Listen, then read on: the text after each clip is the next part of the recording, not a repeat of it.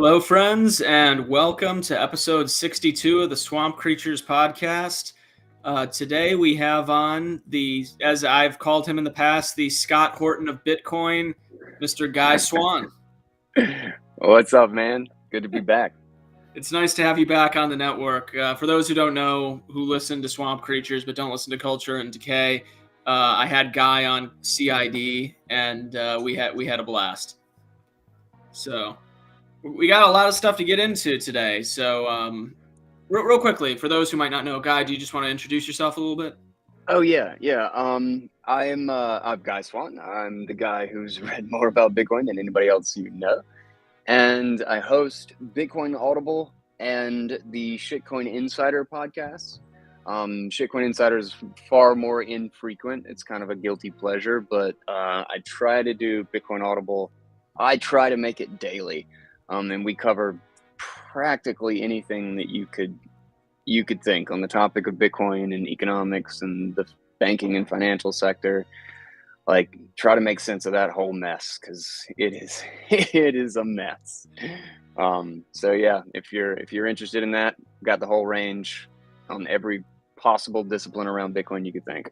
I mean, there's definitely a lot of that we're going to be getting into as well. But one thing that I wanted to bring you on for, just to kind of talk about, that I'd really like to just jump into is AI, because that seems to be coming up a lot more recently. And you being kind of a friend who's more like tech savvy, I'm curious to hear your take on that. Well, I'm actually I've only talked about it with the Audionauts right now, with the fans of the show in our little group. But I'm seriously considering getting some pieces together for a podcast about AI, just because it's soaked up so much of my time recently around Bitcoin.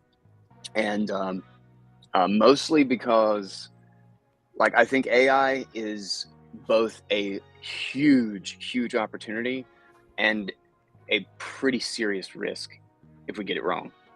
And one of the most important things, I think, it's ridiculous to me that, I mean, I guess this is like a typical mindset, is that like we have to close it down and we have to control it and all of this stuff to make it good AI instead of bad AI.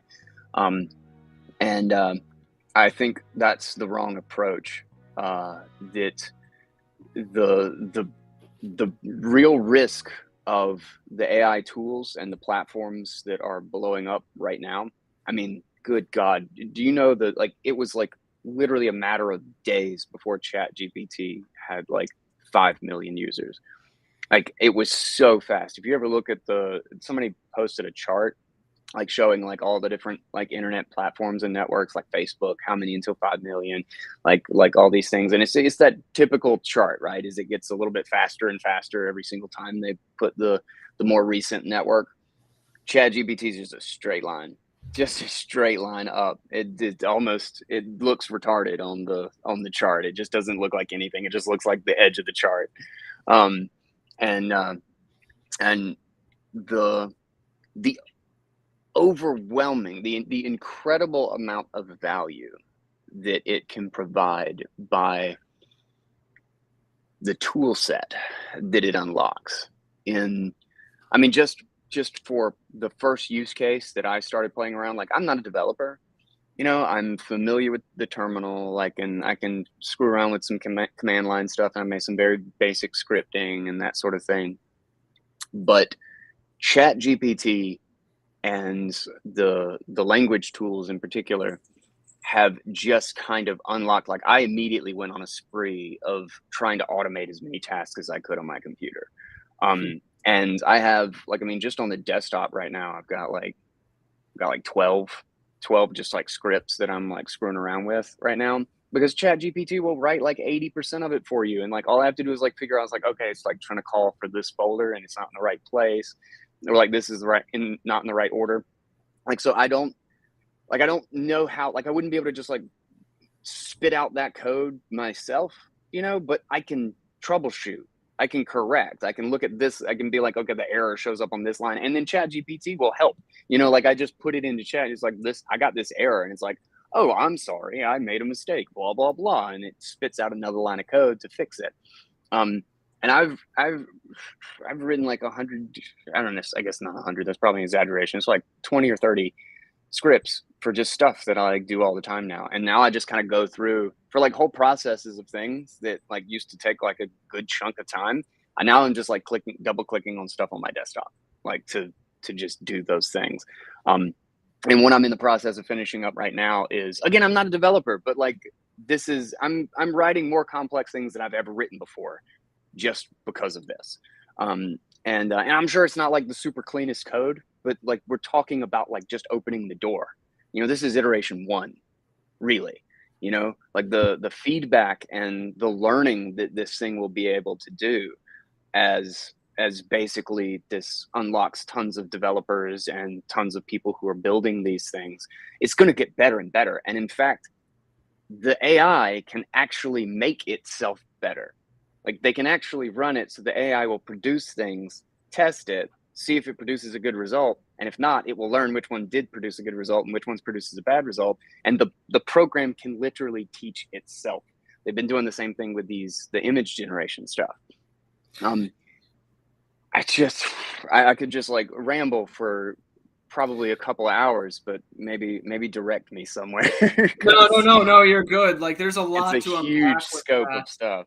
Yeah. Like there's well that I feel like it exploded so quickly. Like I'm no expert in the technical side of things, but I assume there was probably a moment that kind of made it a lot easier and more accessible for people to go in and create different things. Yeah. As far as image generation goes, there's God knows how many different Oh, there's AIs so many that of them are now. promising that now. Like, Yeah. And if you go to like Stable Diffusion is the open source one. And I was actually looking for it just before I came on here and I could not find it. I've got it somewhere. I saved it. I'll keep kind of poking around while we're talking, but it was somebody from, I think it was from Google, talking about how the open source versions of this are insanely powerful, and which is kind of a thought or a feeling that I had been having, but to hear them, the quote specifically reiterate that, was just interesting, and it makes sense as well because these things learn from the crowd, right? Like and essentially these tools allow you to redirect and rebuild and improve these things. The tool itself lets you improve it, right? You know, it's not yeah. often that like you don't download Photoshop to make Photoshop a better tool, but you can download an AI and make AI a better tool. um, and In doing so, though, like the explosion of like embeddings and LoRa's and styles and like individually trained models and everything for Stable Diffusion, I mean, it's just like by the hour. Like stuff is just like game changing. Like there's one now with the new version of ControlNet, which is a extension in Stable Diffusion. You can literally just like tell it what facial expression to make. So like you can essentially give it like this dot matrix of a face and then give it a scene and like a person, like describe the person, you know, all that good stuff. And it will literally create everything around the facial expression, and the person will literally have the facial that you give it. So like the tools that are being utilized to, I really think what's happening is there's this kind of this rush of like thousands of different people from thousands of different directions trying to make this work for video really well. And that's why I've been using it. I'm trying to make a animation. When I saw you see the video by Corridor Digital, the rock I paper did scissors. I did not, but So cool. there some of that AI video, man, like it creeps me the fuck out. Like, have you seen the pizza commercial? Yeah. Yes. Have you seen the beer commercial? Yes, yes, Yes. Oh my god, it's hilarious. But you think about it, like a year ago, a lot of the pictures look like this. yeah, So the speed that these things are improving and learning what's weird and what's creepy is really insane. yeah. And it still has a problem with hands. The hands are a nightmare. But even that has made leaps and bounds. And ControlNet is another thing. They have it so that you can actually like give it explicit, like this is where the fingers are, sort of thing. Yeah. Much like the face. So the image generation things are moving at an incredible pace, but what I think the concern, obviously, is that the software is literally learning how to do things, and also us, and we give it Learning about motivation. us. Sorry, Learning from us. from us. Like, Okay. like it's learning our behaviors and our desires, and it takes motivation from us. And people are already using it to, like there's a really, the voice AI generators or whatever have come so far so fast that now they can just take 3 seconds of somebody's voice and realistically recreate it. And already people are using it to scam people on the phone by having them get calls from people they know. An example in one of the videos I watched recently was, like, imagine, you're a college student, you get a call from somebody, you just pick up and you're like, hello. It's like, hey, can I speak to Bob? It's like, sorry, man, you got the wrong number, and hang up. That's all you need to be able to recreate somebody's voice. Then you call that guy's mother and you're like, hey, Mom, I'm applying for a job and I can't remember what my social security number is. Do you have it on hand?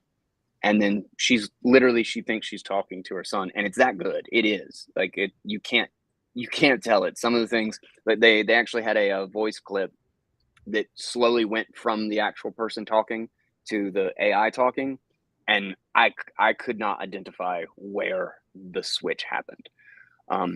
And they work off of somebody else's voice, so like you can still have like the right emphasis. Like it would just be like you would change my voice to be your voice. Like I could get an AI to learn your voice, and then it would still have all the emphasis and the cadence that I am speaking right now. It would just be in your voice. Well, there's been a lot of I think a lot of people, mainly when they think of the voice stuff, they think of the silly Riggedy things Rob. they've seen online. What up, Riggedy Rob? What do you got to say? I cut his mic off. Oh, his mic's shut him off. down. Ah, Shut damn. him down. But no, there's like all those fun, like all the former presidents gaming together. That's one of the funny things going around. Yeah. Everyone immediately thinks of those, or they think of. Back. Can you guys? There he is. There we go. We got him. Do I need to turn it up a little bit? I can turn it up a little bit. No, you're good. You're good. You're good. Okay, We got all right. Awesome. Yeah. Hey, thanks for coming on. Sorry I'm late. Some of us have to work in the Panhandle on the on Central Time. So something about time zones and stuff. I don't know. Yeah, Florida needs to get it together. I'm gonna annex Pensacola. We're gonna become West Florida or Alabama or something. I don't know. We just need to get all on the same page. I don't know. Florida just needs to be one time zone. It pisses me off. That's so bad. Is there any way that we could change that? Yeah, they were thinking about it, but okay. Make a couple calls. You know the right politicians. You can get anything done. I mean, Arizona doesn't even do daylight savings. Oh my God, they don't. But they have a lot of Mexicans. Oh, wait a minute. We do too. We do too. Dude, they almost fixed that shit. I was so convinced that like finally the government would do one decent thing and get rid of the stupid time change, and they didn't. They beat around the bush for like a year. It's like the House voted it in, or one of the branches or whatever voted the shit in, and the other one didn't. It's like a year and a half. They just tease me, fucking asshole. The thing with daylight savings too is I always wonder, like, there's always a conspiracy theory about everything, and no one has one for daylight savings, and I feel like there should be. It needs one. It needs one really bad. Yeah, like, I mean, I suppose we could just say the reptilians. I mean, that's good enough, the whole right? concept Does it need to be good? Yeah, I just don't like the concept of time as we know it already. I think we should just start when the sun comes up. That should be like 0. Go 0 to 24. That's how it should be. We have the technology. It makes a lot of sense to me. Rob's going total anarcho-primitivist. People think I'm retarded for saying this. I've only had one. I've told this to so many people. I've only had one person go, yeah, no, that kind of makes a little bit of sense. Oh God. dude. Are the banks collapsing, But- guy? Yes. Anyway, Rob, we were. Dude, the banking shit. So First I Republic listened to got a your- bailout. First Republic I got listened like to your episode on Bitcoin Audible 2 episodes ago, the one about the banking collapse. I was hoping we could get a couple rants on that. What's going on? Is Bank of America next? Do I need to pull my money out of Bank of America? Dude, see, that's what I don't know. Like where, like me. I mean, you know me. Like I'm just gonna pull every dollar that I can out and have it in Bitcoin because I don't like just moving like some of the ACH stuff that I do on a regular basis. Like after Signature Bank went down, everything ground to a halt. Like I don't know if that was like a very common thing for other people, but I would regularly do an ACH overnight to go to my fold card, and it would take 24 hours tops, like every single time. And then out of nowhere, it was like one of the first one I did after the collapse. It took like 5 business days, and it was like over a weekend. So it was like literally like 7 days, and I was like, dude, what in the flying, like what the hell is going on? And like my worry would be that everything just gets trapped in the system, that the ability to move money out, like I think that's really kind of why they're trying to do these like half-assed crackdowns on crypto. I think that's actually why because Silicon Valley Bank was like massively insolvent. Signature Bank was actually planning to open back up on Monday over the weekend, and Signature Bank is like a dominant bank in the crypto and Bitcoin space, like a huge provider of liquidity and like kind of back-end infrastructure. And they just got, the regulators just kind of like busted in the door on Sunday and took them over. And I think it's Barney Frank, it's not Dodd. Frank of the Dodd-Frank bill is actually on the board with Signature Bank. Like they had sorted everything out and they had moved assets and everything, and they had swallowed like a $9 billion deposit withdrawal in under 24 hours or something crazy. And they said like they were solvent, like they were ready to open back up, like they had out. It had been a mess and they had to, slow everything down, but they were going to open back up, and regulators just kind of kicked in the door and says, we're taking over. And I think that's a part of the choke point 2.0. I think they are trying to squeeze any exit from the banking system as hard as they can, because the entire thing is insolvent. JP Morgan just got a fire sale. So they bailed out First Republic Bank the last time, like just like a month or two ago. And for, I think it was like $68 billion or something stupid like that. And emergency funds, they still went belly up. And so that just happened, 4 days ago, something. And so despite their bailout, they still went out, and in a closed door deal, the FDIC gave JP Morgan a loan to buy First Republic. So they got they got a whole bank, their entire like $92 billion in deposits or whatever it is, at basically fire sale prices, and they still had to get a loan from the FDIC to buy it. Like none of these banks have any money, but the only reason that the whole system, like they're all insolvent. There's like a $300 billion unrealized losses just across the 4 major banks: Bank of America, JP Morgan, Citi, and whatever, just in bonds that they haven't sold. And the government, the Fed is valuing these bonds that are taking a massive loss right now, which is why Silicon Valley Bank went under, because they bought bonds. They bought the safest investment in the world, and then they just took a huge haircut because the Fed's jacking up interest rates. Nobody wants a bond that pays 1% interest rates when interest rates are 6, 7. God, it's like the worst trash that you could possibly be holding. So the safest investment in the world put them under because they put customer deposits into these liabilities. And then in trying, when there was we live in the age of APIs, man. You can digitally withdraw your money by the billions in a matter of hours. You can't not have that money on hand. Like you're talking about like the ability of, I mean, just imagine it's the simplest adversarial scenario that China just sets up like a bunch of small companies and moves billions of dollars, and then just decides that they're just going to yank it out of one of the American banks at some point. If they don't have the money on hand, the APIs will let them pull instantly. Sorry, for the financial illiterate like myself, can you say what API is? Apps, just a digital means of communication to pull money from an account. There's no manual person doing it. A computer is doing it. Like that's it, just basically you can send a bunch of computer messages from all over the world, and you can just suck money out of a bank, where they have to manually figure out and dump. They have to dump bonds that are under valuation, that are in losses on the market in like high volume, in a market where liquidity is drying up because nobody wants them, like, which just exacerbates the problem of the losses while they're trying to cover their losses. So what the government is now doing, what the Federal Reserve is now doing, is giving the big banks, the globally systemic important banks, which is just I know enough politicians that I'm going to get bailed out and you're not banks, and they're giving them loans at the face value of these bonds. So imagine we go through like a housing collapse, and the value of your house goes down 40%, 50%, right? Like it's like, oh shit, I bought $400,000 house and now I can only sell it for $200,000. I am in a terrible way. Well, if you're a really big bank, they'll just say, no, it's okay, it's worth $400,000 and we'll give you a loan. And like that's what they're doing with all of these assets that have no buyers. Nobody's gonna buy that shit.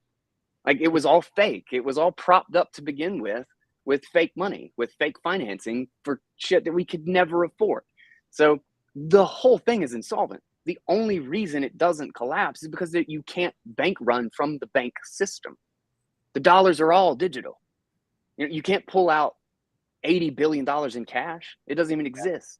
Yeah. So it's trapped. It's literally trapped. The only thing that can be pulled out is the value of it, which is just going to continue to put them underwater. But that's why I think they're squeezing the throat of everything they can in Bitcoin and crypto, because it's a digital exit that you can API your way right out of there. Right. It's a competing currency. Yeah. But God, Jesus, I don't want to be chained to the Titanic. So like it's like people like tell me, it's like, oh, the raft is scary. It's very volatile over there. It's like the raft floats, bitch. Like I just don't want to be on the Titanic, Right. So one way they're doing this article's from March 13th, 2023. South Dakota Governor Kristi Noem had she is based. Yeah, she had to veto She's awesome. bill. And you probably know more about this than I do. So they tried to ban cryptocurrencies via the UCC Universal Commercial Code for all you lawyers out there. Yeah. So she's saying that this bill is going through a few different states, and she urged about 20 different states to also veto this bill. So House Bill 1193 adopts the definition of money to specifically exclude cryptocurrencies like Bitcoin as well as other digital assets. So they're trying to ban cryptocurrencies already at the state level via the UCC Universal Contract Code. So or Universal Commercial Code, sorry. So do you know anything about that? Do you have any, I don't have hard details on that exact situation, but it's a very common trope essentially as to what's going on in a lot of different places right now. Like Biden just proposed 30% tax on mining. And so the White House is trying to do that. Yes, ridiculous. And it's so funny that like, you plug a Tesla into the wall and it's green energy. You plug a miner into the wall and it's boiling the oceans. Well, of course. It's only sound logic. It's only sound logic. And just going by their own standards, their own like bad, like not logically consistent standards. The Bitcoin mining industry is actually the cleanest industry there is. Like as far as like renewable and carbon sequestering and greenhouse gas sequestering, like it's the only thing on planet Earth that can profitably mine on flared methane gas, which is like 23 times the greenhouse gas as CO2. So even by their standards, Bitcoin is like peak environmentally friendly, but they're still going to just twist everything that they can. And I really think it's just because it's a financial situation. It's a financial issue. It's got They're nothing to do getting with scared now. So Yeah. is this the time to start putting all your money into Bitcoin if you haven't already? Just start putting all your paychecks in there. Hold your keys. Hold your keys. CoinKite. I saw you plug in CoinKite. Get your cold wallets. Love the cold card. Man, I've been all about the tap signers. You have to use can you explain those? Because I was listening to your episode. Yeah. So this is one branded for the it's wallet that I use. Card. That is pretty. But it's literally a card. So it's like NFC. In fact, I probably shouldn't have shown you the back of it. Yeah, you can't read that crap. Oh, we got it. We got it. But, it doesn't matter. I got a really long, crazy pin. You're never gonna get it. It's basically the bare minimum of what you need to make a hardware wallet. And so it's got an NFC chip with like a teeny tiny little program that will just sign that will take in input of a very small amount of data, just enough for a lengthy password. So essentially the seed is, you consider it like the seed is exposed, but it's being generated from an additional pin. So that's essentially like your whole seed. So it's not as quote unquote secure as 24-word seed phrase. But if you're using this for like multi-sig or whatever, like I literally just tap this thing to my phone whenever I'm like sending a transaction. It's so awesome. And they're like $39, like $40, I think. I bought like 5 of them. And that is better than having that long phrase that people have lost and cost them millions of dollars. Yeah. Oh, as Rob, how much did you lose? Man, I've been in Bitcoin since 2011. Trust me, before any of these tools even existed, and like practically everything you did on the command line was on the command line. I have lost Bitcoin that way. I learned about how keys work and how Bit48 and derivation and all of that stuff worked by necessity, because I was trying desperately to see if I could recover a sad mistake that I made in the past. And it was a pretty remarkable learning experience. It was it like looking back on it, like I'm fond of the situation. It sucks. Never. It sucks. There's like obviously I don't really regret it. I don't. Like it was the whole, I mean, I was an idiot. I made a really dumb mistake. How much? None. There's none. It was more than I have today. No. It was more than I have today. I mean, it wasn't worth that much, obviously. You're such a positive person. But hey, you know, I'm not hurting. I love what I do. Like podcast doing good, you know. Nice. So you don't really have any, because I was talking to a colleague of mine at work, and she has this cold wallet that she can't get into, and I was like, just hold it until something happens. I don't know. I don't have any advice for you how to get in it. I don't know. I mean, I might be able to help. Oh yeah, send her my way if she can explain the situation. You never know. We've recovered some crazy bizarre stories in the past. So I mean, there's a lot of people who, especially back in the early days, you treated it cheaply, right? Because it was, you know, Bitcoin. It's like you got 8 Bitcoin in a wallet. It's $8. Like it's like you treated it like $8. And then you realize that, like, oh my God, I deleted that wallet key, and it's like, I can buy LSD on Silk Road with this. That shit is $200,000 today. What in the living hell is wrong with me? Yeah, that's more. So, yeah, but hopefully there is some hope. At least it's not the guy who. At least it's not the guy who spent all his Bitcoin on a rental car, on a used car, just to have it all go up by that much. But yeah, that's the worst. But even then, I feel like those transactions needed to happen. Oh yeah, they had to. So like to make the shift to actually build the economy. Like you can't not use it. You know, like again, like just going back to the example of like when it's eight Bitcoin is $8, you treat it like that, and there's no amount like even if you're like really convicted and you're like certain it's going to be like worth a whole lot more, it's still hard. It's not possible to treat it like $200,000. You know, Like it's just $8 and you just buy back tomorrow. Like it still has that relationship to you, even if you're certain that one day it will be worth like $1 million. It's hard to get out of. It's still just $8, you know, at the time. Now. So yeah, the right now. There's no certain future, you know, like it's all a prediction. Nobody knows the future. Nice. So I didn't want to come in and disrupt whatever the conversation was before I. Oh, you're talking about AI or something? AI, yeah, okay. So I did disrupt the AI conversation. AI. No worries. No worries. Him. Is AI going to start mining the Bitcoins? Are they going to start gathering? Is that the worry? Is that a worry? No, I'm not worried about the encryption algorithms and stuff. And we've had botnets mining for Bitcoin for a really long time. So that's not really anything new. And particularly with probably the biggest vulnerability in regards to Bitcoin and AI is software vulnerabilities. I think basically we're in this place where the software development and hacking and all of these things are extremely small environments. They're very small markets with highly skilled people.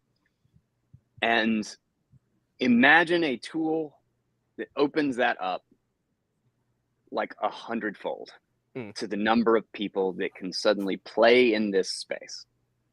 Now, most of them will be very incompetent. Most of them won't be building clean stuff. I'm sure the scripts that I am building with AI now are very inefficient at what they do, but they're small and the task itself is easily definable enough that it just works. So I'm not really worried about efficiency. You know, if it was a program like a huge elaborate thing like Photoshop, it's like, okay, yes, I need to make sure it's efficient.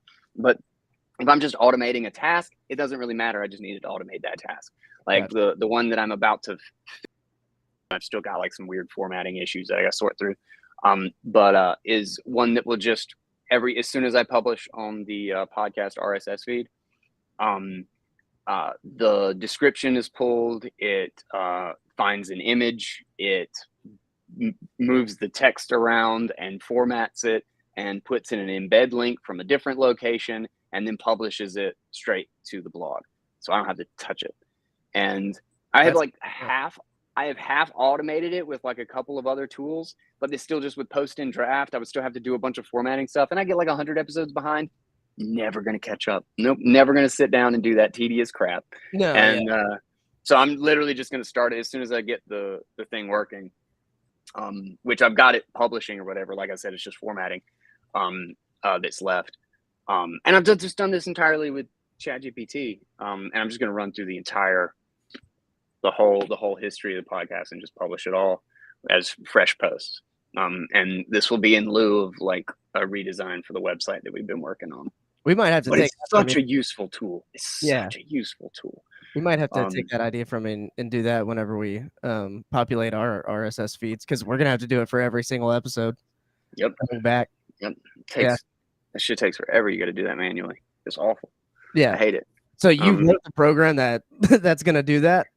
I mean, ChatGPT did. And ChatGPT wrote. Okay. I tested it and it didn't work, and then I hit it again and gave it the line where the error was and put in my folder title and I modified it, but basically ChatGPT, I just brute forced it out of ChatGPT. That's basically what I did. Pretty wild, honestly. Yeah. Tons of work done right there. Yeah. I mean, I did it in the afternoon. Can you hear me? So it was like we can 4 hours or something. Yeah. But yeah, it's okay. Good. It's nuts. But where I think the big risk of AI is in, there's all kinds of conversations. But in the context of Bitcoin, let's say that is that when you open a space that huge to an entirely new market, entirely new demographic, is you find holes that nobody knew were there.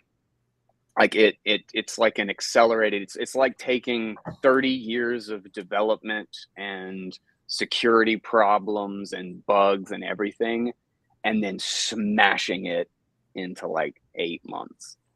And just the hyper, because it both will accelerate the ability to fix these problems, to plug these holes, but it will also simultaneously accelerate the poking of these holes. And in that regard, you know, I mean, I guess I'm not really worried about Bitcoin, but there's always a chance that, like, you know, something pops up that crashes node software, and with the speed that these AI can basically train themselves and get better. You know, these things they're going to get better fast. Like, they're going to improve really, really quickly. Like, we're in a bell curve, or not bell curves. That's not the term. But we're in an exponential curve right now, because this stuff has been around for like 4 or 5 years, and it was literally just kind of last year that this all just kind of blew up. The chat bots, the language bots became good enough that they're making like a very meaningful difference. And then like 2 iterations later, it's like day and night. Yeah, and then the same thing with the image generation and stuff. And the crazy thing about it is that this is just getting started. So this isn't like, oh, we've reached a new plateau and, you know, now they're really cool tools. No, I think it's going to continue to accelerate. Like, I don't even know where the plateau is as to like when the AI winter, you know, like when it is that like it just kind of reaches the point where the algorithm doesn't have a meaningful improvement anymore. And I think it will be. I think it'll be an S curve, but I don't know where we are on that S curve. Right. And depending on that, the leap that we are taking here could be more than anybody is able to really imagine. And and we're talking about stuff everywhere. I mean, like, they literally taught AI to read people's brains, like to read people's minds. Are you talking about the Chinese kids over there with the paying attention? Like, you could read if they were paying attention or not. Oh God, I did see that. No, I didn't. I didn't read that. I didn't read that article. I do have that saved somewhere. They're strapping it on all of their heads in schools. The one I was thinking of was that's so fucking creepy. God, it is, but also, you know, they're using, I mean, if anyone's going to do that, it's going to be the Chinese government. I would have thought Japan's probably going to hop on that too, honestly. All the Asian countries. I mean, I was surprised that Japan wasn't responsible for Replica AI. You guys know about that, Replica? No, I don't. Actually. Oh, that's a crazy one. I know the name. All right. Yeah, so that was an AI that was marketing itself as like a digital girlfriend. Mm-hmm. And then they took away the digital girlfriend thing, and a bunch of like what I assume people on Reddit got mad. Well, yeah, no. Now that you explained it, Japan is the perfect. Yeah, right. I was surprised. Like, who did that? Who actually came up with it? It was and this is where it gets kind of disturbing. It was some woman who a close friend of hers had died, and she couldn't cope with it. So basically she fed an AI all the text information that they had so that she could still text that algorithm, basically. That's classic. That's the classic story, right? Well, that's kind of where, like, I look at it. That's that Black Mirror episode. Right. Like, we're getting dangerously close to that Black Mirror episode of I'll Be Right Back, I think is called the episode. Sure. Yeah. Even the replaying of the memory, like when neural net, the Neuralink or neural net gets here, that's going to be wild too. Yeah. You know? I mean, the linguistic things, like, I can just tell it to write like a certain author, you know, and you can teach it on somebody's text. I mean, I think about like the ocean of content that is of my voice and the way I talk and like rant about whatever. Mm-hmm. I mean, I got like almost 1,000 episodes. Yeah. Oh my God, you could just train the best Guy Swann AI. Oh yeah, they're gonna have that. Yeah. Somebody's already got it. And they're just waiting to screw me over really bad. I started following an AI Joe Rogan podcast. The first one is, I think, first or second one's like Joe Rogan and Donald Trump. They put them both on there. You can tell it's AI, but it's gonna get to the point where it's better. But before we go off on another tangent, what were you talking about? The reading of the AI reading the mind. Oh yeah, so a couple of really crazy things. The reading of minds was they just put an fMRI machine watching blood flow in the brain, and they had people watch video, and they had the AI watch the video and watch the brain. And I think it took like an hour before they could take the video away and they could recreate it with an image generator from just watching the person's brain. Then they did the exact same thing with text, that they could pull thoughts from their brain. And I think it's really just kind of the way it was working. I actually think it was more of they were pulling kind of a prompt from the image that they were generating. So I highly doubt it's like some specific, like I'm thinking like Riggedy Rob, I can't believe he's late right now. And then like they're like, you know, like they're it's like reading that like out of my brain, so to speak. And obviously it has to be trained on the person and the material. But they taught a computer to pull an image out of somebody's brain. Mhm. And the ability to do that and then just like watch dreams, you know, like that's kind of like a bunch of things that people were already talking about, like how you could use this. They would get Then me. there was They would get do me. what?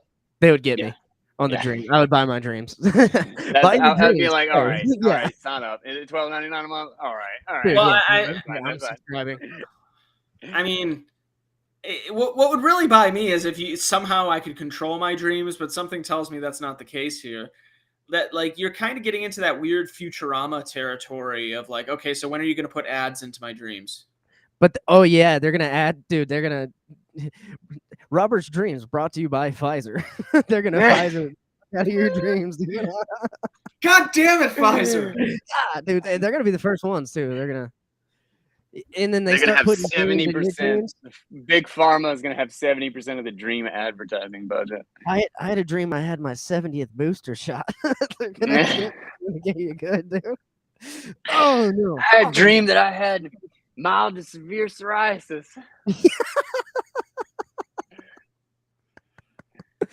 Oh man.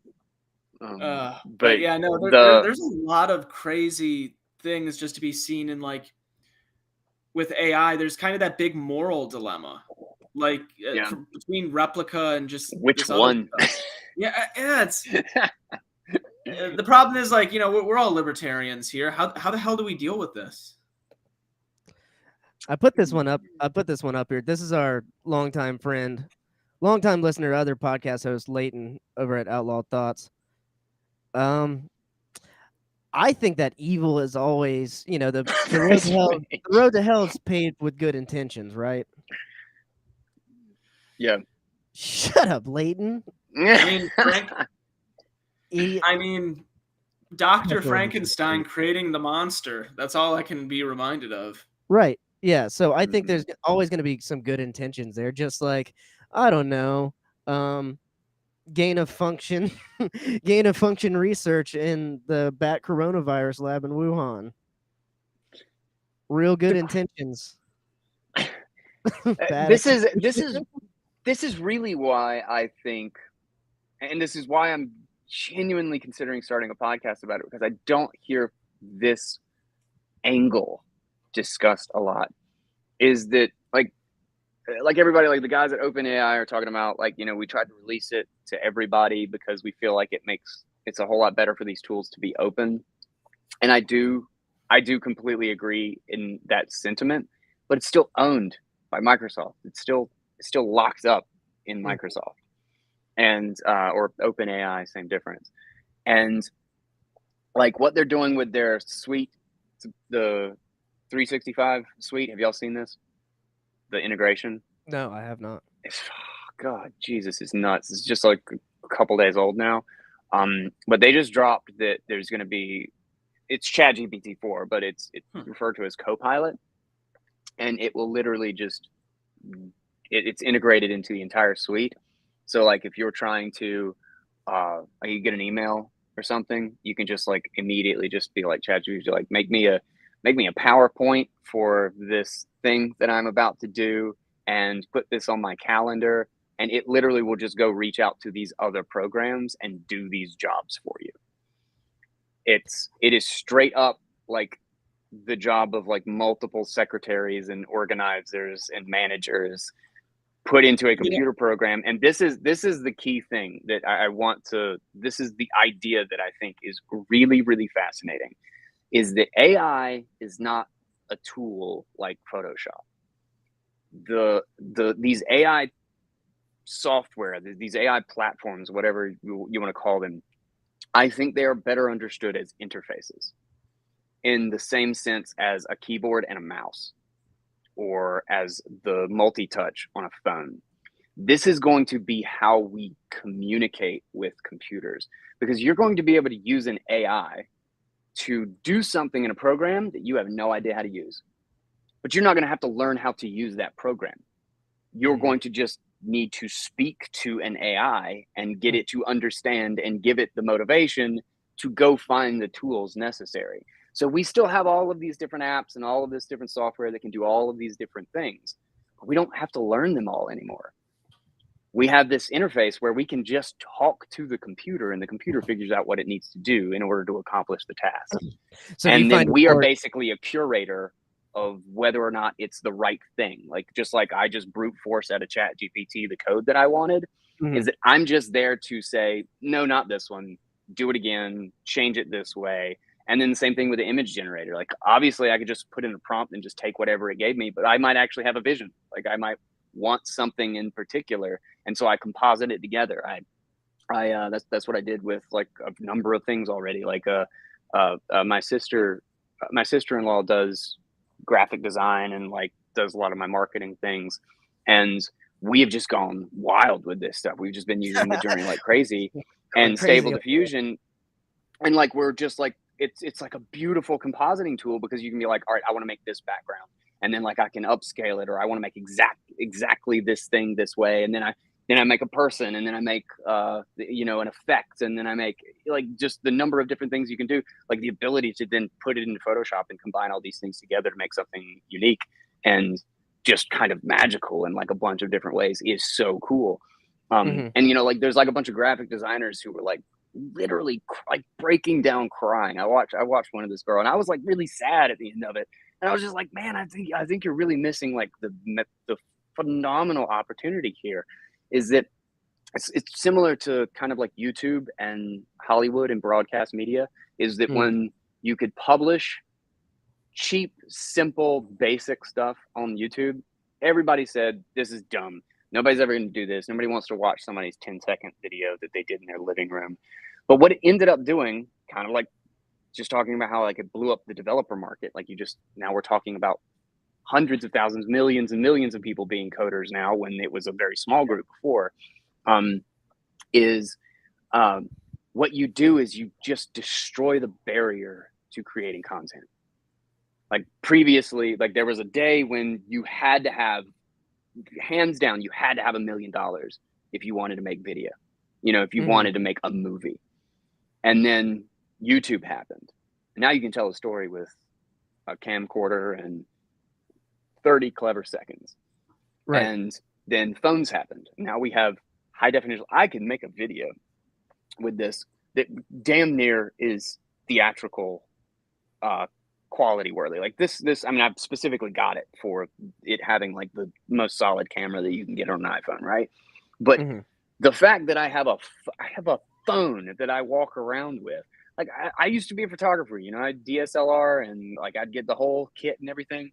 It just makes no sense to me to carry all that shit around. I mean, granted, I'm not a professional photographer anymore, but I still do that sort of stuff a lot. This is on the iPhone right now. Like, so I'm using this as my camera. Some of the things you can do with it are amazing. And so YouTube and like the ability to do quality content and quality effects now with just like Adobe Photoshop, Adobe After Effects and DaVinci Studio and these things has just been unleashed.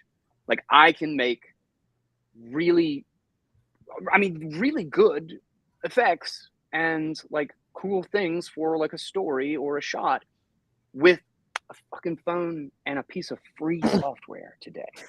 that So wasn't even slightly realistic 20 years ago. I think I'm on your side, but that kind of brings us into Hector's question here. Mm-hmm. Is AI dangerous enough to allow the government to regulate? Which, coming from a libertarian, that's kind of a an easy Flip that part. right on its head. AI is dangerous enough that the last damn thing we want is government regulating it. Right. The last thing we want is controlling access, because we have to think about like what led to all these problems. Like think about like the Twitter files and the censorship and the levels of control and like authoritarian moves that have happened in like just like the last handful of years. Mhm. This is because we have consolidated into owned centralized platforms in so many different ways. When we're talking about AI is dangerous enough and it is a huge enough leap that the last thing we want is for it to be in centralized hands. And it does not matter how angelic those centralized hands may be or how good their principles are, that how much they want it to be open and they want it to be the right thing, and we're going to train it to do the right thing.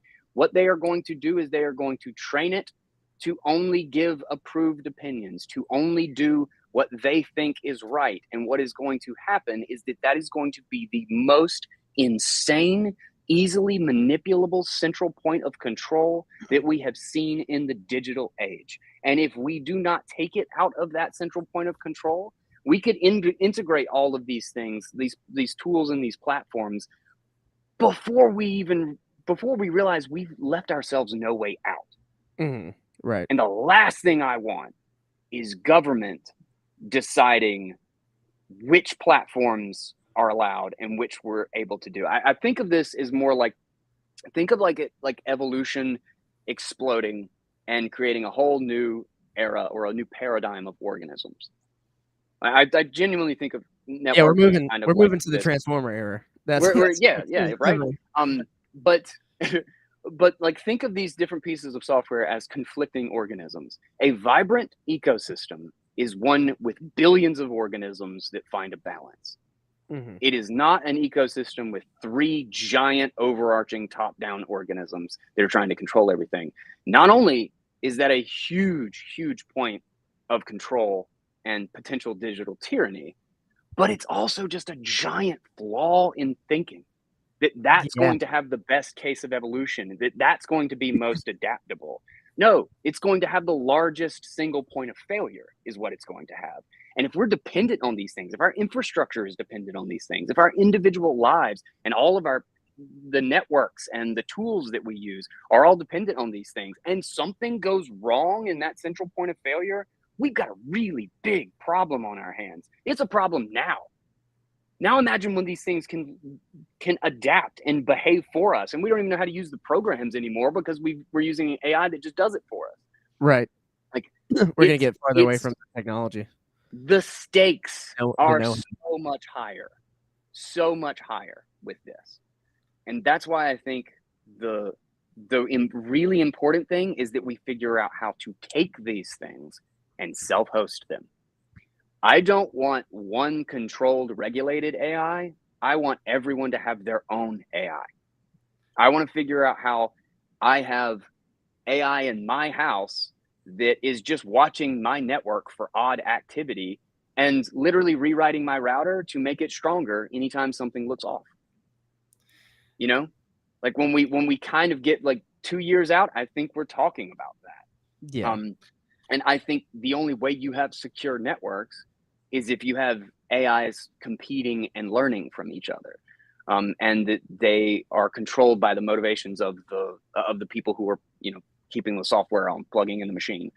But what was there was a comment that you put up there, self-regulating. Yeah, I'll put it back up for you.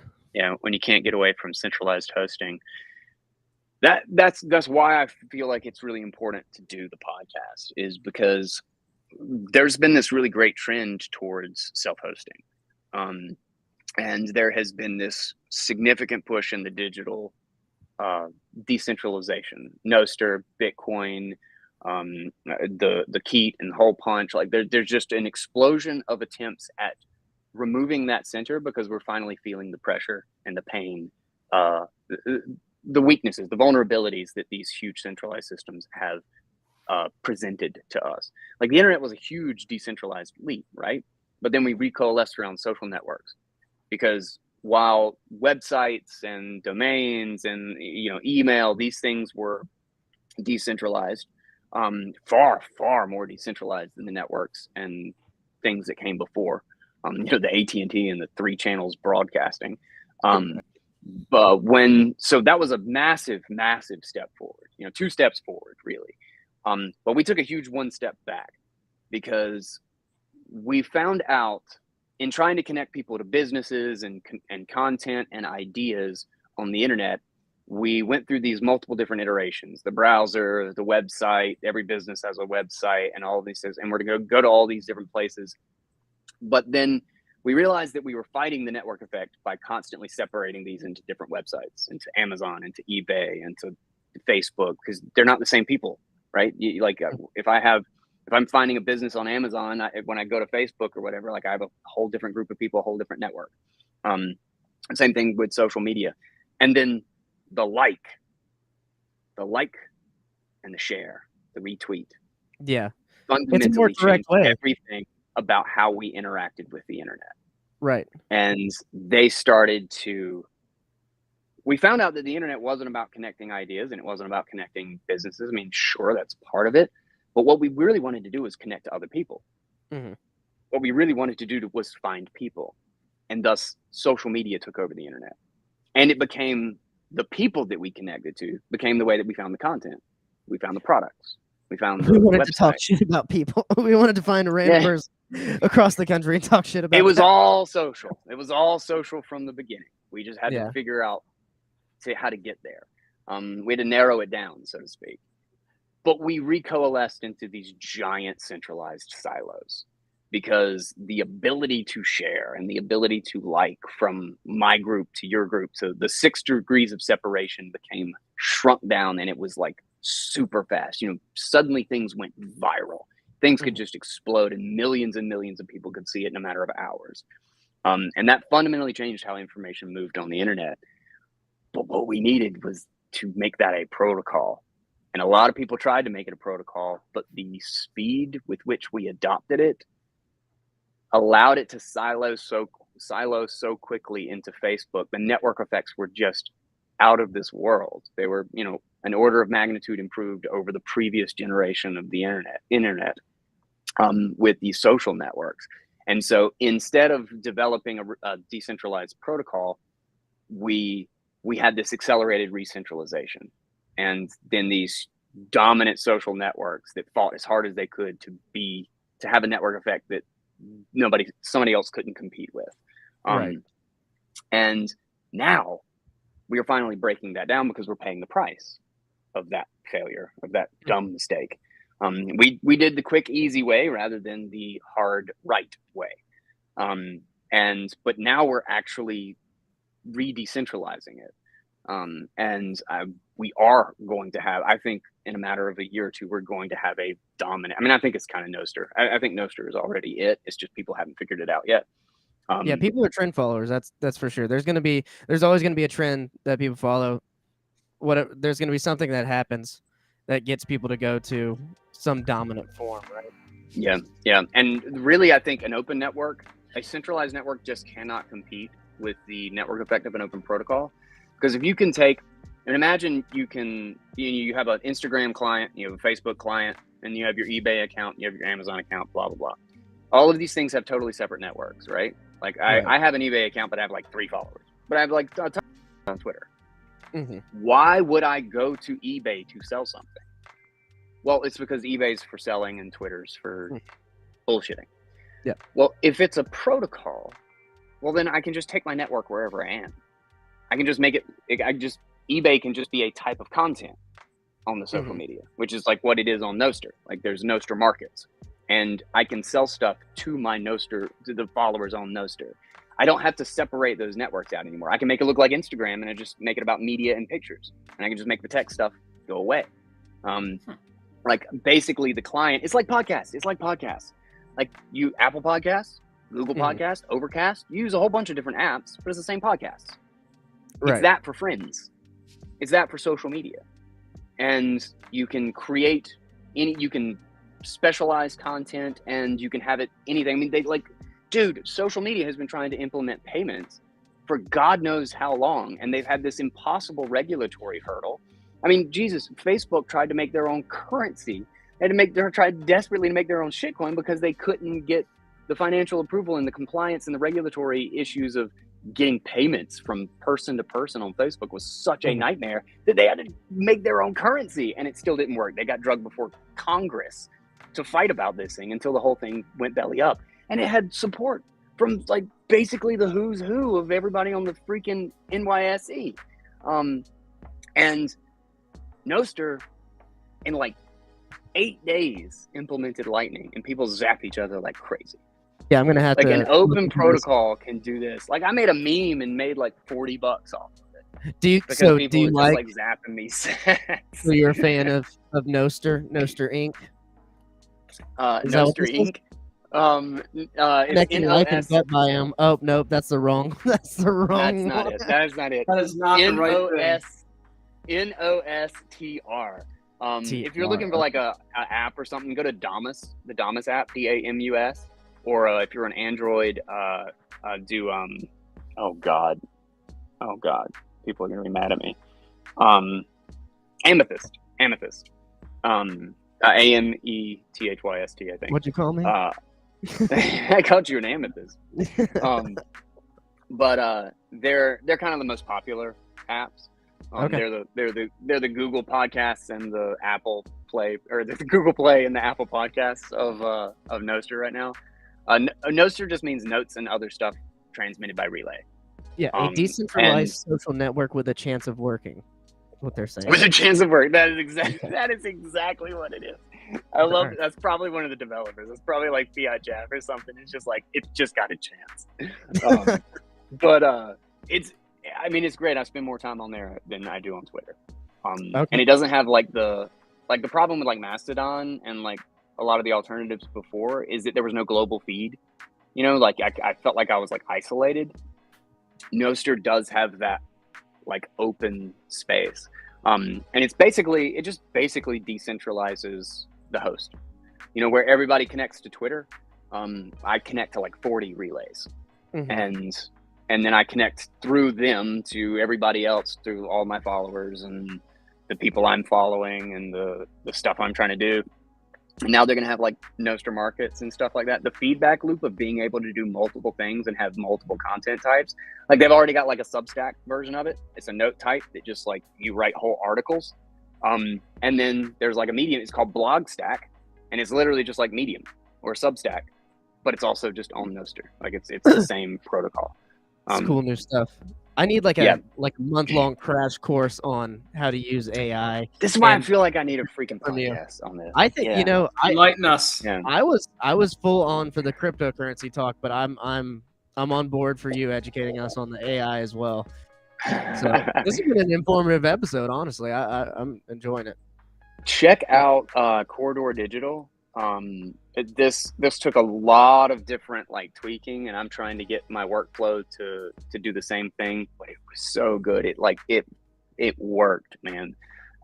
Corridor Digital has rock, paper, scissors is the video. They made an anime, and the anime is completely made with Stable Diffusion.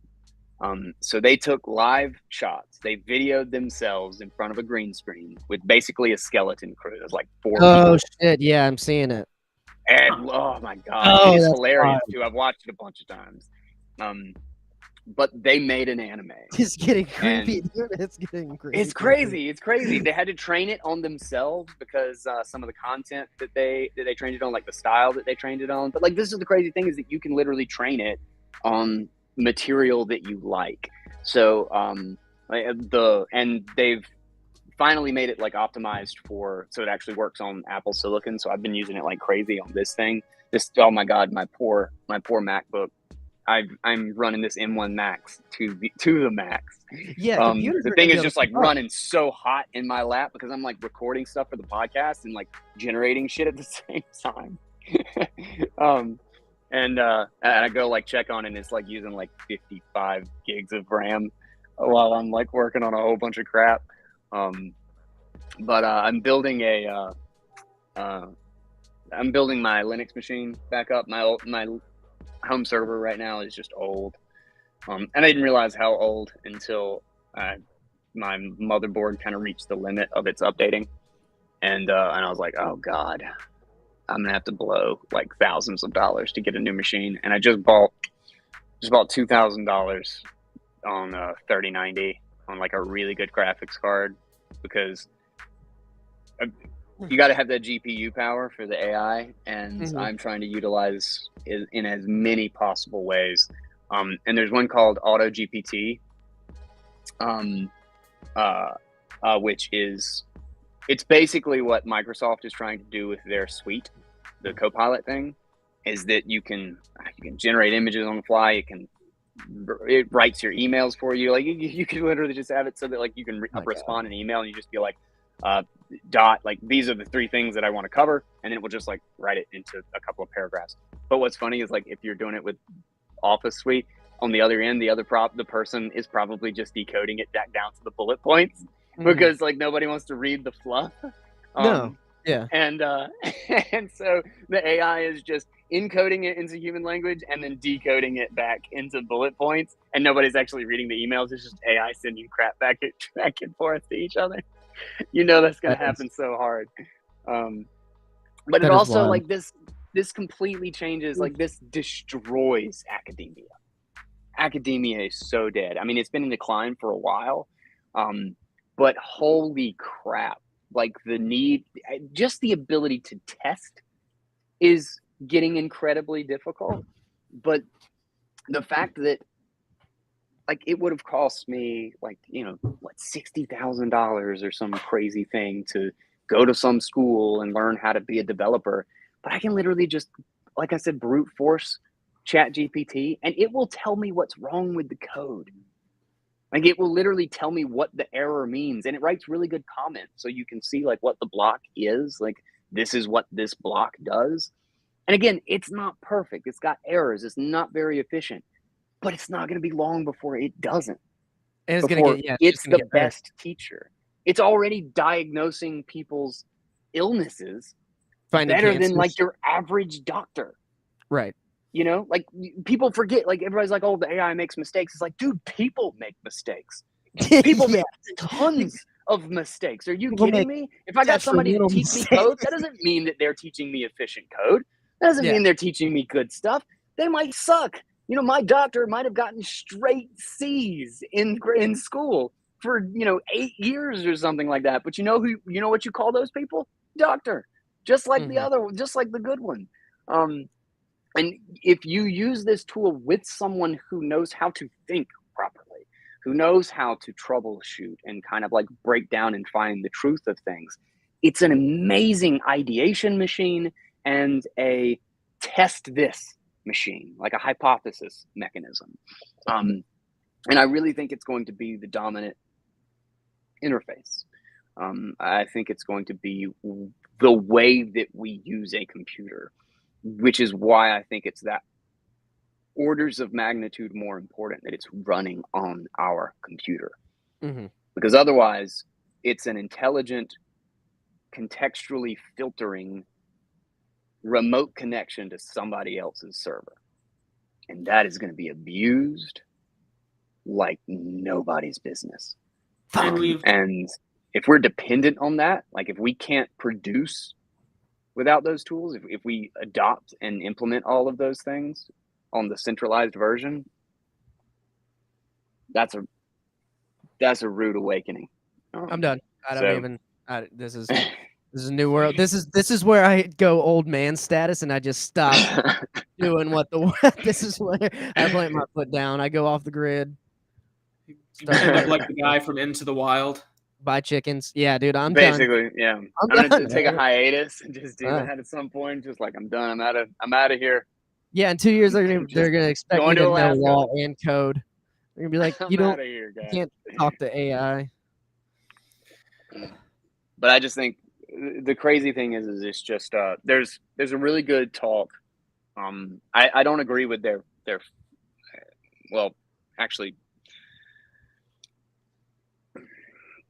they're very much more of the mindset of like, we need to control this thing, we need to regulate this thing, we need to slow down, and all that stuff. And I think that's the control and regulate path, I think, is the wrong take, and the we need to slow it down, So Elon, I think, is Elon's like pushing yeah. for the big. I think that's a completely lost cause. You just don't get in the way of the freight train.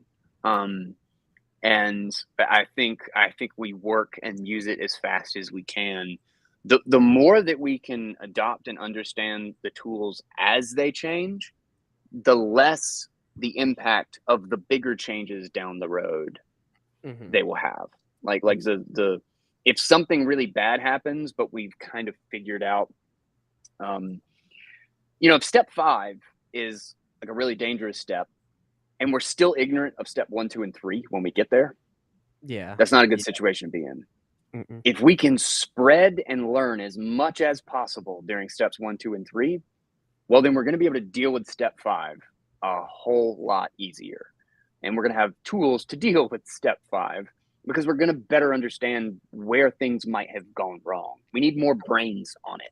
We need more people on it. But that said, the video is still really fascinating. It's called The AI Dilemma. And it's just on YouTube. They also talk about like kind of the framing. I can't remember what they call it.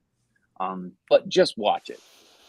Granted, you're going to be scared shitless at the end of it, but I think there are, if you're still going down that rabbit hole, I think it's a good framing to be scared first, because this is a big change and it is happening really, really fast. But I think ultimately at the end of the day, this is technology, and we are the ones who give it motivation. Like we are the ones who give it a goal. Right. A piece of software, even if it is AI, can't have values because it's not alive. Like it can't die. Like values come from scarcity, come from the limited time that we are here, and they are specifically human. And I think that's also why like the AI is never going to be able to create like the perfect art, because it's going to be the human that decides what the good art is, because art is about the expression of humanity. Like humans are only going to value something that means something to humans. You know what I mean? So like in that sense, we are the ones who guide this, and we are the ones who give it a goal, who give it a desire. And in that, I think care is the word. Is we need to be careful, but we need to learn and tinker, and we need to not stick our heads in the sand, which is what a lot of people I think are trying to advocate for. Is just like, stop, hold on, and like don't let people use this and explore this. And I just think it's the wrong approach. And my goal recently has just been to figure out how to self-host as much as I can. I've been exploring Stable Diffusion like crazy, which is just the image generation stuff. But there's so many. I mean, good God, there's a new extension every single day to just do something new or different. And I think we're not very far away. There's a website called Runway ML, which is basically a complete AI video editing software. I mean, they started with like very basic stuff. Like they started with just like being able to mask somebody out. Oh my God, I did this with, I have a meme on my YouTube channel that is, it's called What It Feels Like to Be a Bitcoiner in the 2020s. And it's with Ryan Reynolds in Free Guy, that movie where he's like in the video game. Yeah. I spent, so what I was doing with my memes is I was doing a completely different software stack and workflow to just test it out. And I wanted to make a fun, cool meme for each one to learn the program. And that was one of the ones I was using with After Effects. And I rotoscoped, because I was trying to do all these effects behind him and stuff attached to buildings and people blowing up and, all this stuff. I was like rotoscoping him out, right? I was masking him out. And I was doing it frame by frame. And there's like 1,000 or it's 30 seconds, so it's like 900 frames. And Jesus, it was a job. It was a job. I literally spent like 2 months, like just in the afternoons, like an hour or two every day, just like rotoscoping scene by like thing by thing, so that I could just put all these effects in it, and he would be in front of it. And I got like 2/3 of the way done, and something happened with my layers, because I hate the way After Effects, like the layer system is just like, it's not made for video. Something got off, something got linked to something else, and my rotoscoping just like moved, and I could not for the life of me. I spent like 2 days or 3 days like desperately trying to figure out what the hell was wrong, like why my rotoscoping was off, because I was gonna have to go frame by frame to fix it. And I was just like, oh my God, I'm gonna lose my mind. And then an AI tool came out for DaVinci Studio that literally, you draw a line on the object that you want to mask out. It's called Magic Mask, and it just analyzes the whole scene and just draws a perfect outline. I did the whole job in, I guess it took 30 seconds, maybe. And Runway ML was basically, that was the first thing that they started with their software, is just masking people out. So it's like green screen without a green screen.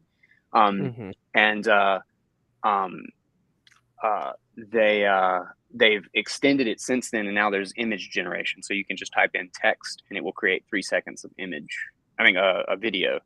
Like you can just like type in text, like panning or traveling down a Japanese street at night, and it will just literally create a video of, and it's a little bit crazy, you know, like some of it doesn't work quite right, but this is kind of like the first iterations. And that's where I think these image generators are going to go, is that it's how to create consistency from frame to frame. But yeah, I don't think it's going to take very long. Like every week there's something new dropped that makes it easier, makes it cleaner, and it's got like a loop back, and it refers to it uses the previous frame as an image to image, and like list all that, and then control net and all this stuff, and then styling and teaching it on like a particular character and a particular outfit is crazy. From a content creation perspective, you're making me excited about it. From everything else, so dude, I'm so excited. It's the new revolution. It's like the Bitcoin. It's like the Bitcoin of right now, right? It's the new technology. It lowers the barrier. So on top of killing academia, this is going to kill Hollywood. This is the nail in the coffin for Hollywood too. Hollywood has already kind of reached their limit. Like Hollywood has been suffering, like really, really suffering. And one of the worst things actually is the celebrity worship is dying, because celebrities now aren't in a controlled environment, and they're on social media, and they just share their stupid, crazy opinions, and people are like, this guy's just an asshole. Like these are normal people. Like, look at him. That she don't even have makeup on. She's just in her living room. Like, she's just an asshole like I am.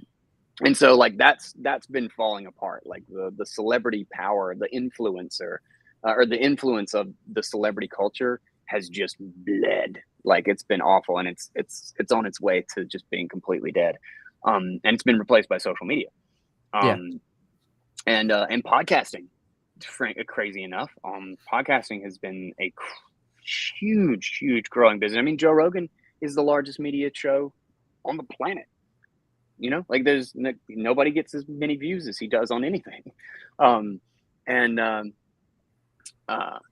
But in doing so, like the ability to just generate video on the fly, to create animation from any video that you want, and the speed that these tools are going to get better. Like a lot of people are like, oh God, everything's going to be fake. That's true.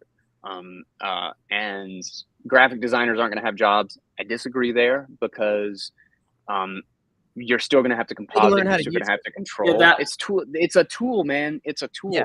What's actually going to happen is that 1 billion projects in media and compositing and graphic design that weren't viable before become viable.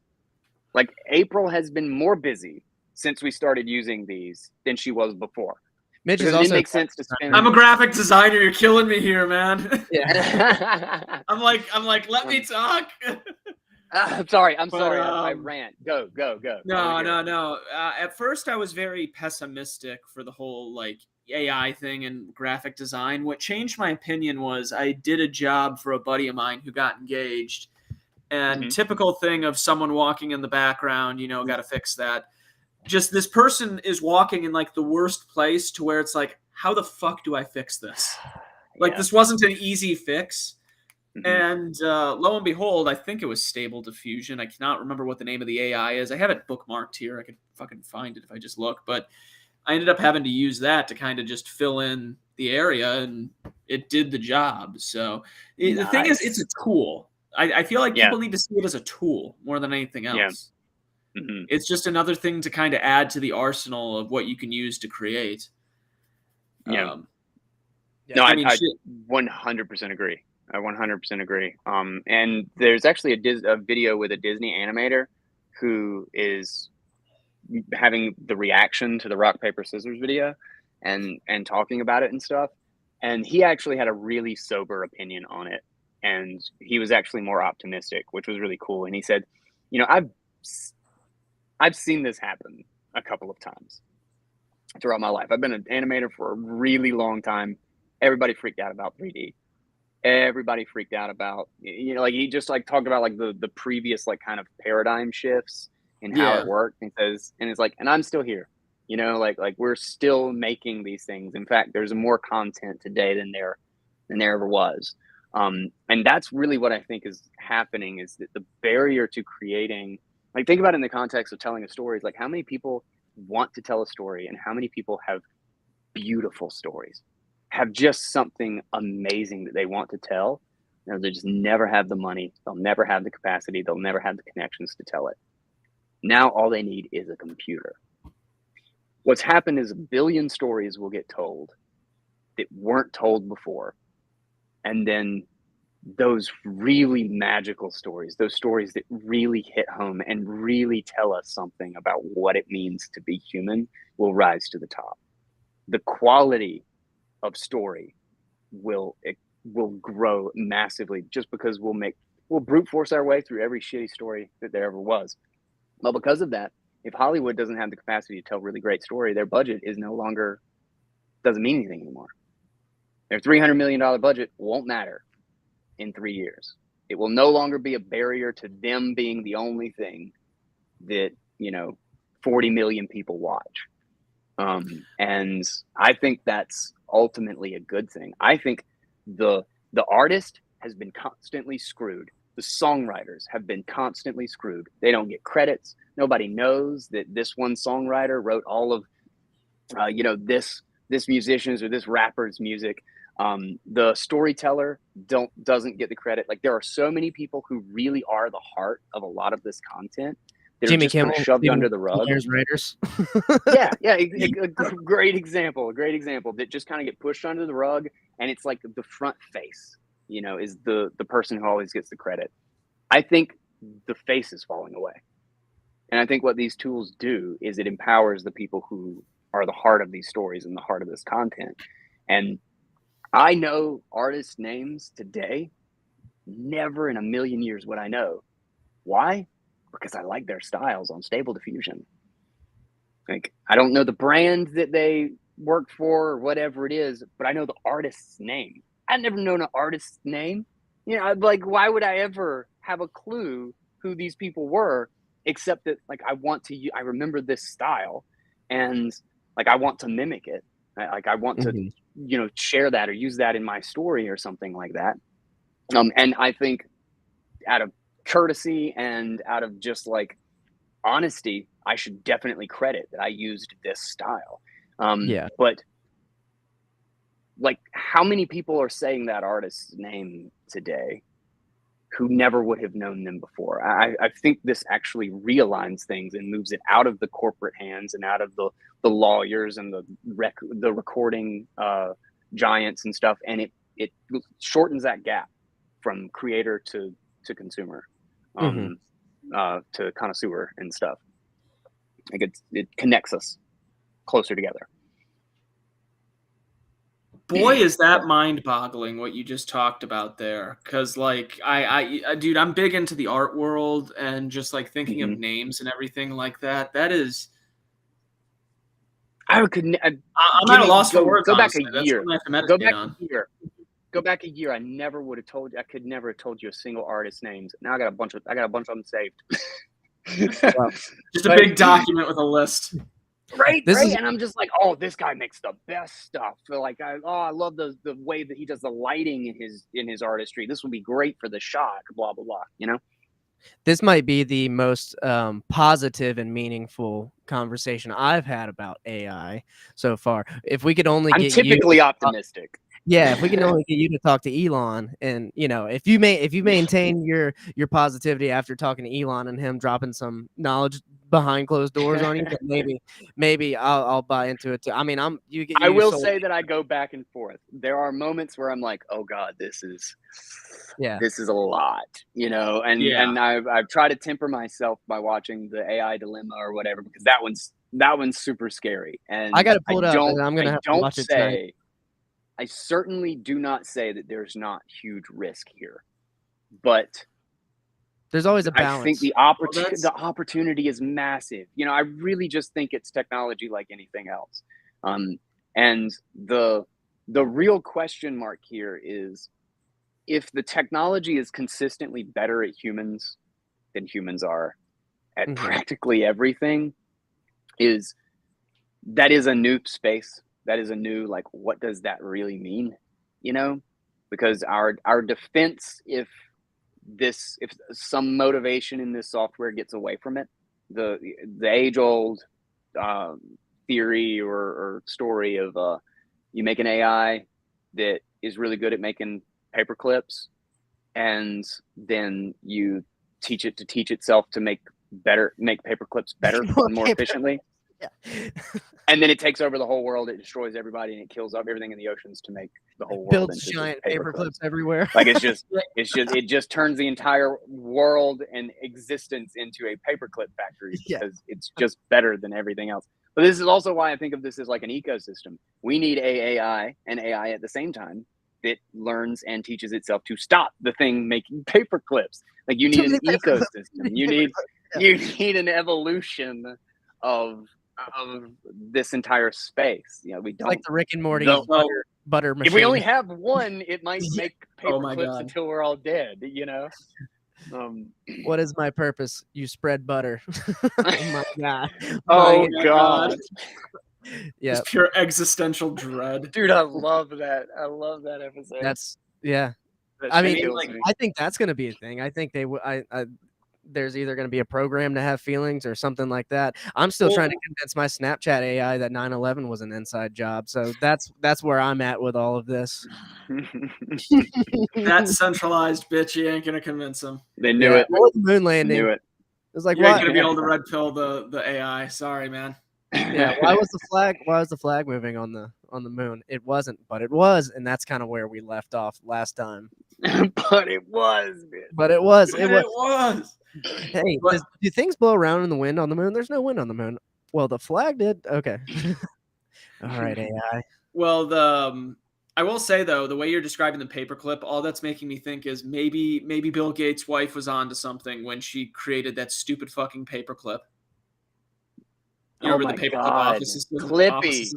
Yeah. That little bastard. You know that thing, when it was being developed, the people who is finally Clippy is finally coming into its own. Like, we're finally back to the dream of Clippy. Clippy was the ugly duckling, man. We didn't realize it.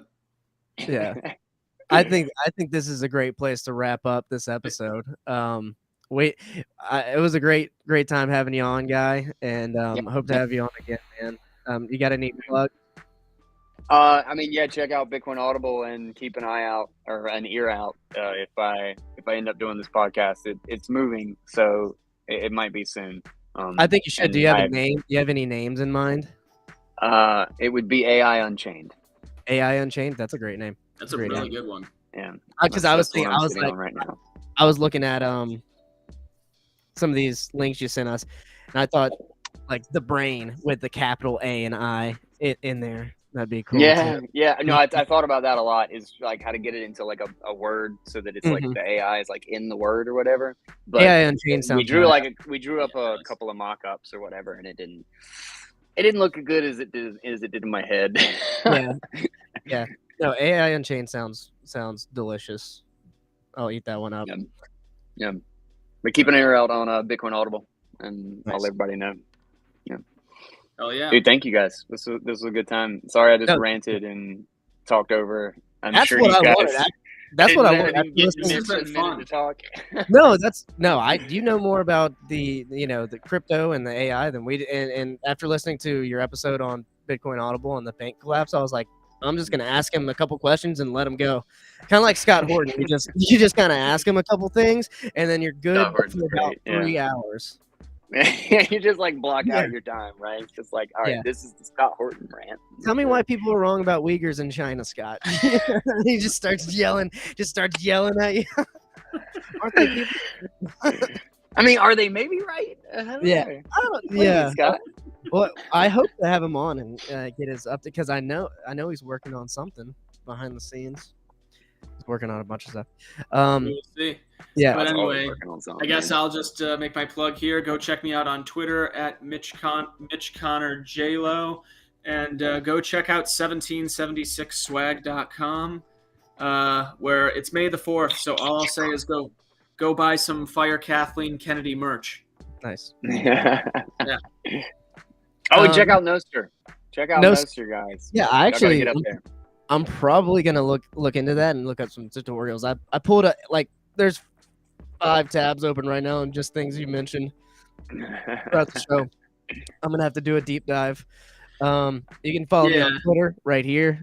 Instagram's different. I'll be hopefully clipping up some of that comedy show from the LPF convention where I opened and hosted for Robbie Bernstein. I got a show coming up Yo. on June 10th, opening up for Mo Alexander in Pensacola. So, Dude, that's awesome. if you want some comedy, a libertarian comedian, any libertarians out there, you can just hit me up on the Twitter, and I will try to make that work. I'll try to make some dates happen. That's it. Alrighty. Thanks, Oh, yeah, everyone. man. Thanks, Guy, for coming out again. This has been a fun episode. Till next time, everybody. Peace.